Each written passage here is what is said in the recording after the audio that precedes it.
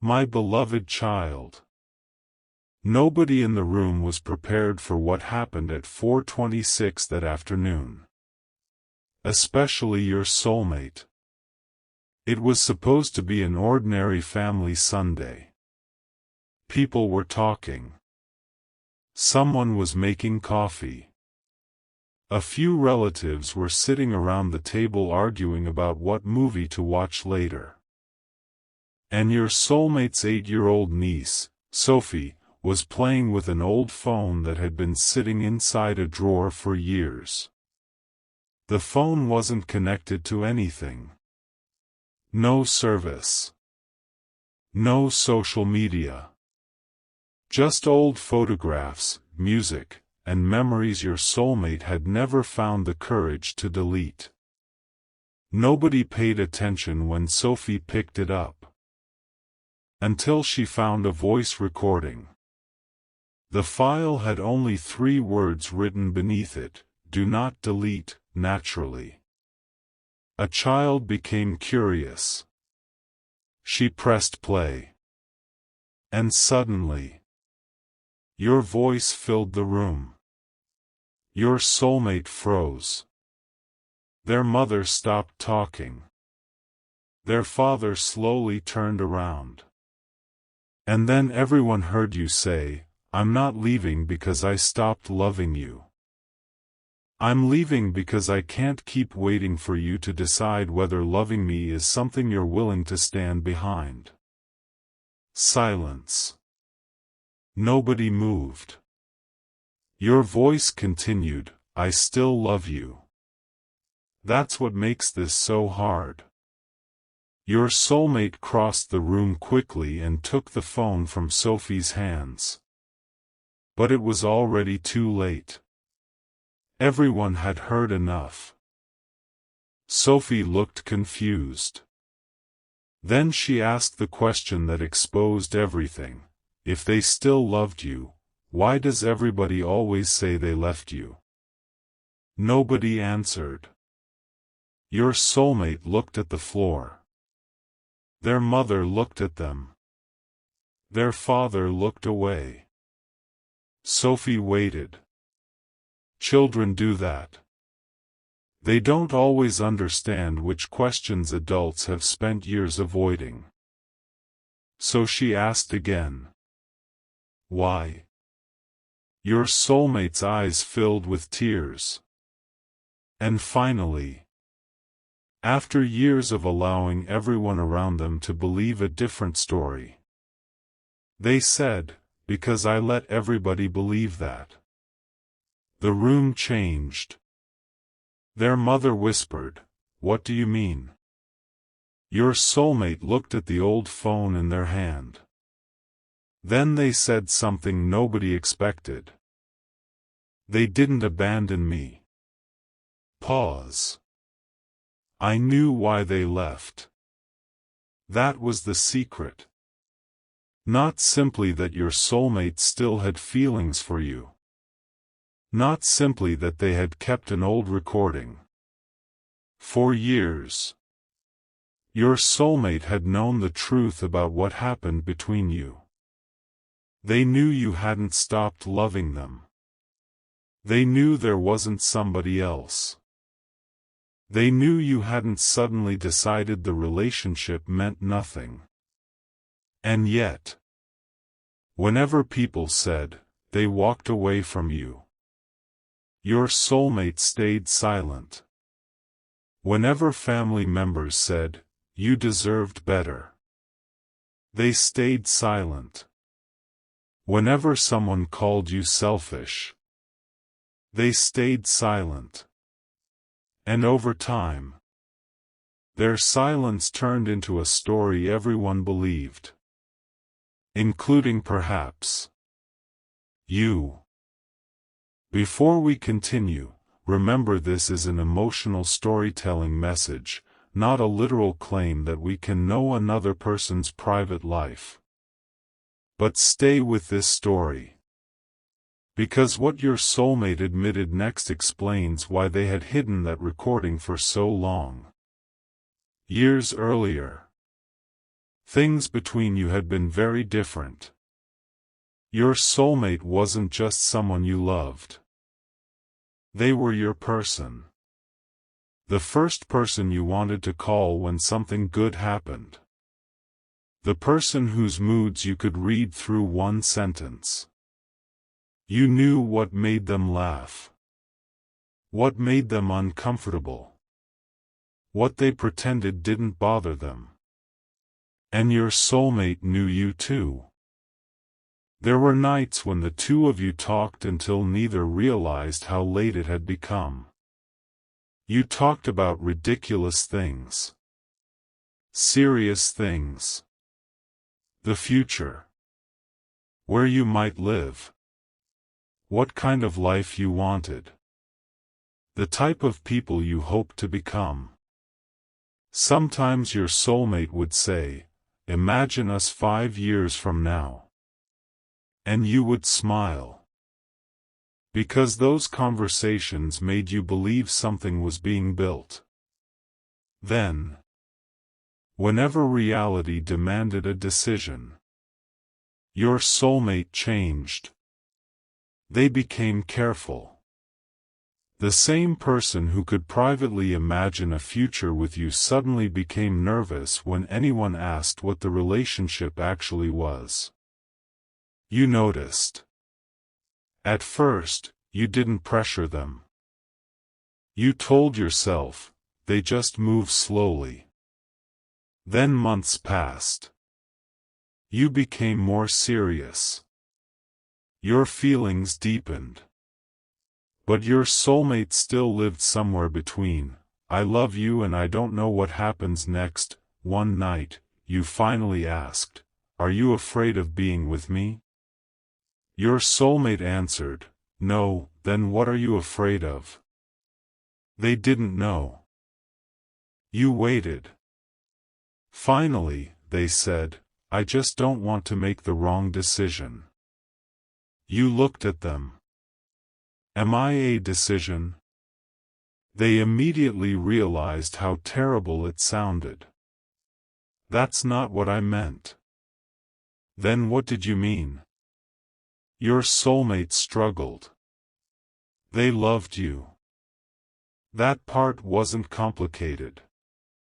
But they had spent most of their life believing important choices needed certainty. Career. Relationships. Family. Everything. They wanted guarantees life could never give them. What if you both changed? What if the relationship failed? What if they disappointed you?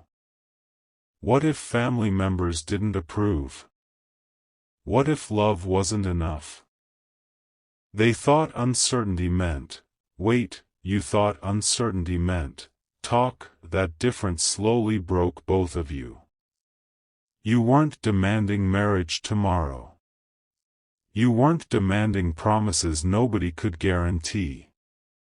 You were asking, "Are you willing to try with me?"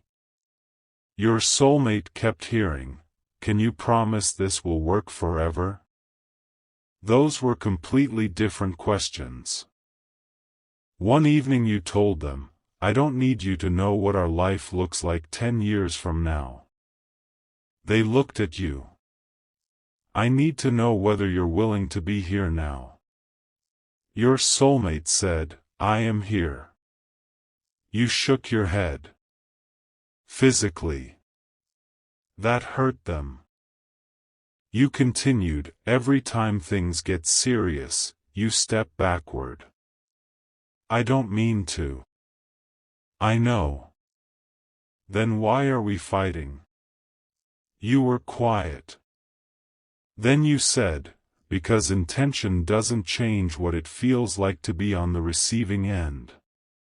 Your soulmate remembered that sentence. Years later. They could still hear the way you said it. Not angry. Exhausted. Things continued for several more weeks. Your soulmate tried. You tried. There were good days. Days that made both of you think, maybe we're okay. Then another difficult conversation would arrive. And your soulmate would shut down. One night, you asked, "What do you want from me?" They answered, "Time." You asked, "How much?" "I don't know." "A week?" "I don't know." "A month?" "Please." "A year?" Your soulmate became frustrated. "Why are you doing this?" You stared at them. "Because I need you to hear how impossible your answer feels from my side." Silence. "Then, you're asking me to wait without telling me what I'm waiting for." Your soulmate whispered, "I don't want to lose you." You replied, "Then stop asking me to live like losing me doesn't have consequences." That night ended badly. Not with screaming. With silence. The next morning. You called. Your soulmate didn't answer. You called again later. Nothing. They weren't intentionally punishing you. They felt overwhelmed. They wanted time to think. But you had already spent too long waiting for them to think. So that evening, you recorded one final voice message.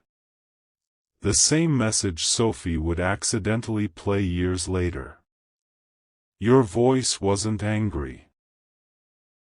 You said, "I don't want our last conversation to be an argument. Then, I need you to understand that I'm not walking away because I stopped caring." Your soulmate listened to every word that night. You continued, "I love you.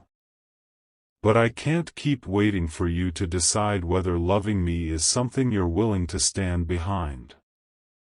Then came the sentence nobody else heard until years later: "If you ever become ready, don't come back because you're lonely. Don't come back because somebody else disappointed you. Come back only if you're finally able to choose without asking me to carry all your fear." Your soulmate listened. They cried. They almost called. They even opened your contact. But then, they stopped. Because your message had frightened them in a different way. For the first time, there was a consequence. You weren't threatening them. You were leaving the waiting room. Your soulmate told themselves, "I need a few days." 3 days later, their father noticed they were upset. What happened? Your soulmate said, "They left." 2 words. Technically true. But incomplete. Their father became angry on their behalf. After everything you did for them? Your soulmate said nothing. They couldn't give you time? Nothing. If somebody can just walk away when life becomes difficult, they're not the right person. Your soulmate still said nothing. And that was the first moment the false story began. They could have corrected him. They could have said, "No. They gave me time. They gave me too much time. They told me exactly why they left." But your soulmate was hurting. And when somebody else presented them with a version where they were completely innocent, it felt easier. So they let it happen. Days became weeks. Their mother told relatives. They broke their heart. Your soulmate heard. Stayed quiet. A cousin said, I never trusted them. Quiet. A friend said, they'll regret leaving you. Quiet. Every time your soulmate failed to correct someone, correcting the next person became harder. Because now admitting the full truth would also mean admitting, I let all of you judge someone I still loved because telling the truth would force me to face my own part in losing them. That was the secret. Your soulmate wasn't trying to destroy your reputation. They were ashamed. And shame can make people cowardly. Months passed. They never deleted your recording. Instead, they moved it onto the old phone when they upgraded. Then they renamed the file, Do Not Delete, sometimes. Late at night. They listened. Not every day. Not obsessively. But enough. On birthdays. After bad dates. After arguments with family. On nights when somebody asked, do you ever think about them? Your soulmate would say, sometimes. Then go home. Open that recording. And hear, I still love you. For years, they had proof that the story everyone believed wasn't complete. And for years, they told nobody. Until Sophie pressed play. Now, the entire family was sitting inside the truth. The little girl looked at your soulmate. Did you still love them too? Your soulmate's mother immediately said, Sophie, maybe go play outside. But your soulmate stopped her. No, everyone looked at them. They crouched so they were at Sophie's height. Then answered, yes. Sophie asked, then why didn't you call? Such a simple question. Adults could write 1,000 explanations. Fear. Pride.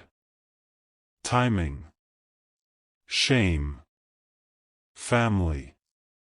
Uncertainty. But to a child, you love someone. They love you. Why didn't you call?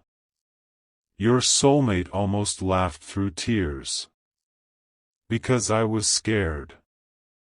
Sophie frowned. Of them? No, then what? Your soulmate looked around the room. Then back at her. Of making the wrong choice. Sophie thought about that.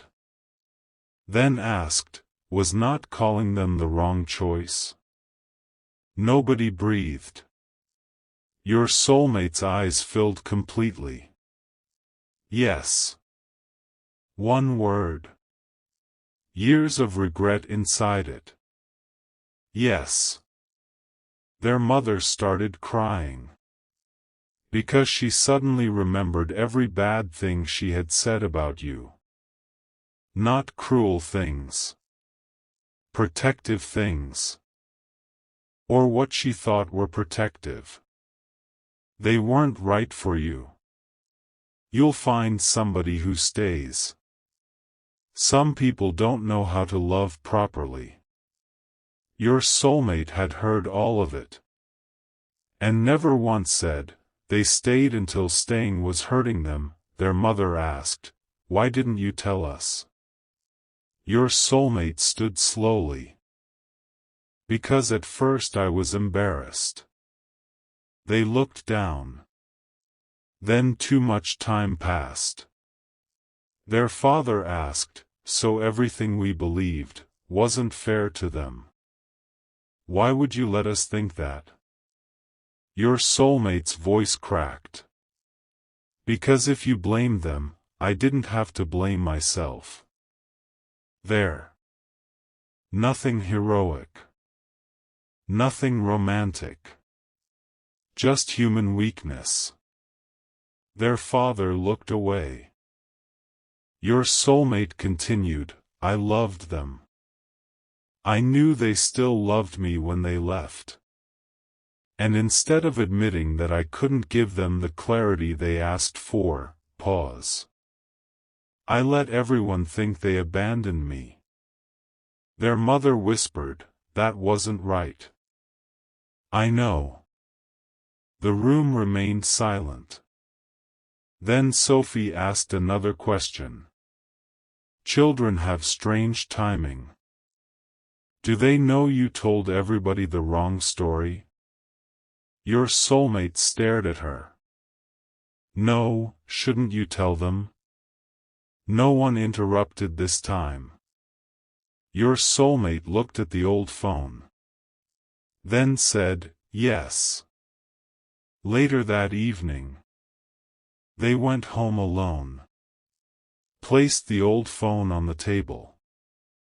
Opened your contact on their current phone. Your number was still there.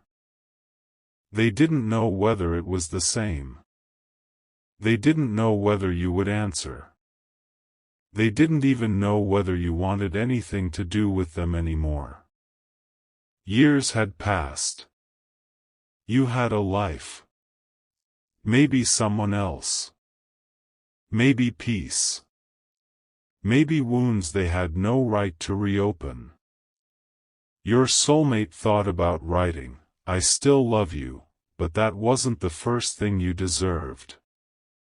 So they wrote, something happened today that made me realize I owe you an apology I've avoided for years. They stared at it. Then, my family heard the voice message you sent before we stopped talking. You saw the message. Everything inside you stopped. That recording. You hadn't thought about it in a very long time. Your soulmate continued, they heard the truth about why you left, then, and I finally told them something I should have told them years ago. You waited. You didn't abandon me. Your throat tightened. Then, I let them believe you did. You sat down.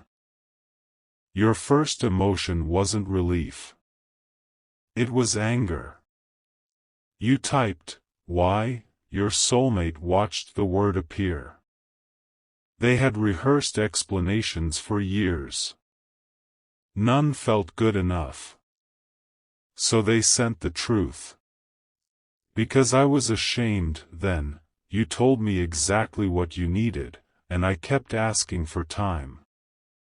When you finally left, it was easier to let people believe you gave up than admit I had kept you waiting until you couldn't do it anymore. You stared at the screen. Another message, it was cowardly, then, and unfair to you, no excuse. That mattered. You asked, did you listen to that message back then? Your soulmate replied, that same night, that hurt. More than you expected. You wrote, so you knew I still loved you, yes, you knew why I left, yes, and you never called. The answer took longer. Finally, I almost did many times. You stared at it. Then, but almost doesn't matter, your soulmate replied, I know. That answer stopped some of your anger. Not all. But some. You asked, why contact me now? They answered, because a child asked me why I let everyone believe something I knew wasn't true, and I realized I didn't have an answer I could respect. You read that twice. Then another message, I'm not contacting you to ask you to come back, I'm contacting you because you deserve to know I corrected it, and because I am sorry. You didn't respond for nearly an hour. Your soulmate didn't send anything else. Eventually. You wrote, did you really correct everyone? Their response, yes. Then, I told them you loved me when you left, I told them you gave me chances, and I told them my fear was part of why we ended. You felt something strange. Not reunion. Release. For years, some part of you had wondered what story they told. Whether you had become the villain. Whether people who once smiled at you believed you simply disappeared. Now you knew. And finally, they knew the truth too. You wrote, "Thank you for telling them." Your soulmate stared at those words. Then replied, "You shouldn't have had to thank me for that." Good answer. A few days later, you agreed to speak. Not because a child had magically brought two soulmates back together. Life doesn't work that neatly. You spoke because there were things both of you deserved to say as adults. When you met, your soulmate apologized in person. You asked, "Did you really keep the recording all these years?" They nodded. Why? They thought. Then, because it was the last time you told me the truth while I was still pretending I didn't know mine. You looked down. That's a very good answer. Unfortunately. You almost smiled. Then you asked, "Did you ever stop loving me?" Your soulmate answered honestly. It changed. You looked up. They continued, "I stopped knowing whether I missed you or the life I imagined with you." Human. Then, but I never became indifferent. You appreciated that answer more than some perfect. I cried every night for years. Real feelings change shape.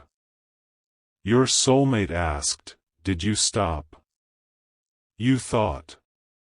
For a while, I needed to. They nodded. Then you added, "I had to stop loving the version of you I kept hoping you'd become." That hurt. But your soulmate accepted it. Fair. You talked about what happened. Not just the recording. The relationship. Their fear. Your waiting. Your own decision to stay longer than was healthy. You admitted, "I kept thinking if I loved you well enough, eventually you'd become certain." Your soulmate said, "That wasn't your job." No, and I kept enjoying your patience without understanding what it was costing you. You looked at them. That was your part. Yes. There was something peaceful about two people finally discussing the past without trying to win it. Maybe you discovered there was still something between you. Maybe you didn't. Either ending could be real. But before you left, your soulmate said, "Sophie asked me one more question after everyone left." You smiled. What? She asked whether adults always make love this complicated. You laughed. What did you tell her? Your soulmate smiled sadly. I told her we shouldn't. And perhaps that was the simplest truth in the entire story. A child had exposed a secret your soulmate had hidden for years. Not through investigation. Not through manipulation. Not because somebody wanted revenge. She simply heard your voice. Compared it with the story adults had been telling. And noticed the two didn't match. If they still loved you, why does everybody say they left you? Sometimes innocence asks questions pride avoids. Your soulmate finally had to face the truth. You left. Yes. But you didn't abandon them. You reached the point where staying required you to abandon yourself. There is a difference. And your soulmate knew it. They had always known. Now, everyone else did too. So my beloved child, sometimes the secret someone hides isn't another relationship. It isn't some shocking betrayal. Sometimes the secret is much more human. They knew more than they admitted. They understood more than they said. And they let pride protect them from accountability. If someone finally tells the truth about you, good. But remember, being understood later does not obligate you to return. An apology can give you peace without becoming a reunion. And if somebody genuinely wants another place in your life, don't judge them only by how emotional their confession sounds. Watch whether they can finally do what they couldn't do before. Speak honestly. Correct false stories. Take responsibility. Create clarity. Because the most important thing your soulmate did wasn't keeping your old recording. It was finally standing in front of the people who had blamed you. And saying, "They didn't abandon me. I let you believe that because I was ashamed of my own part in losing them." That is uncomfortable truth. And uncomfortable truth is usually where real accountability begins. If this story touched your heart, comment, "I choose truth over pride." Not to make anyone return. Not as a prediction. As a reminder. You deserve to have your story represented honestly. You deserve love that does not protect itself by turning you into the villain. And if somebody once failed to give you that, they can apologize. They can grow.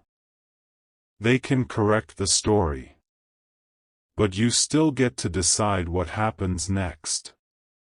Because maybe a child's innocent question exposed the secret. But after the question was answered, the most important choice belonged to two adults. Whether to keep living inside the old story, or finally become honest enough to write something different.